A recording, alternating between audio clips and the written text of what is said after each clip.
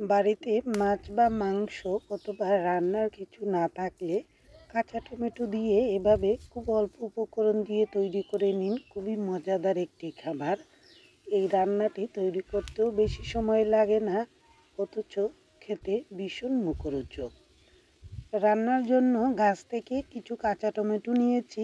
টমেটোগুলো ভালো করে ধুয়ে খুবই পাতলা করে কেটে নিয়েছি। এতে রান্নাটা তাড়াতাড়ি হয়ে যাবে আর খেতেও ভালো লাগবে। এবার কড়াইতে অল্প করে তেল দিয়ে দেব। যেহেতু ঘরোয়া রান্না অল্প করে দিলাম। এবার পেঁয়াজ এবং কাঁচামরিচ কুচিগুলো এরকম একটু লাল লাল করে ভেজে নিচ্ছি।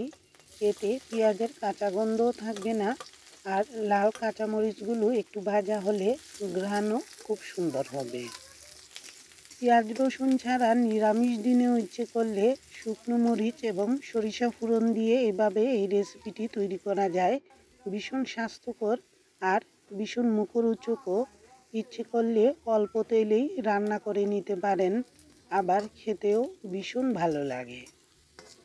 পেঁয়াজ কাঁচামরিচ কুচি ভাজা হলে অল্প করে সরিষা ফোড়ন দিলাম আর একটু নেড়েচেড়ে এবার ধুয়ে কেটে রাখা কাঁচা টমেটো দিয়ে দিচ্ছি। আর একই সাথে এবার পরিমাণ মতো লবণ, হলুদ এবং সামান্য পরিমাণে চিনি দিয়েছি। লবণ কম করে দিয়েছি, কাঁচা টমেটো মরিচে একদম কমে আসে। আর এই রান্নায় কোনো জল দেব না। টমেটো ঢেকে দেওয়ার ফলে যে জল থাকবে সেই জলেই টমেটোগুলো সেদ্ধ হয়ে যাবে।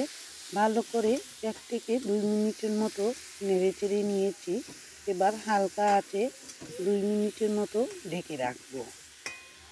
টমেটোগুলো তাজা হলে এই রান্নাটা খুবই সুস্বাদু হয়। ইচ্ছে করলে শেষ পাতেও পরিবেশন করা যায়, আবার শুরুতেও পরিবেশন করে নিতে পারেন। এভাবে 2 মিনিটের মতো ঢেকে রাখার পর ঢাকনাটি সরিয়ে রেখেছি।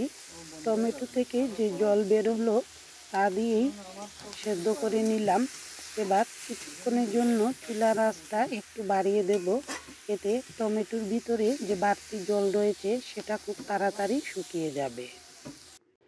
কাঁচা টমেটো বেশি দেরি করে রান্না করলে টমেটোগুলো নরম হয়ে যায় বেশি, অনেকটা ভর্তার মতোই মনে হয়।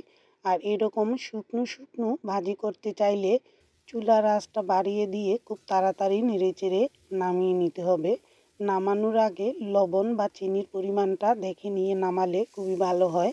কেমন লাগলো আজকের এই কাঁচা টমেটোর রেসিপি জানাতে ভুলবেন না। মাছ মাংস খেতে খেতে বিরক্ত লাগলে এভাবে কাঁচা টমেটো তৈরি করে নিন, খুবই সহজ উপকরণে। এতক্ষণ পাশে থাকার জন্য অসংখ্য ধন্যবাদ। আবারও দেখা হবে নতুন কোনো রান্না নিয়ে। সবাই ভালো থাকবেন।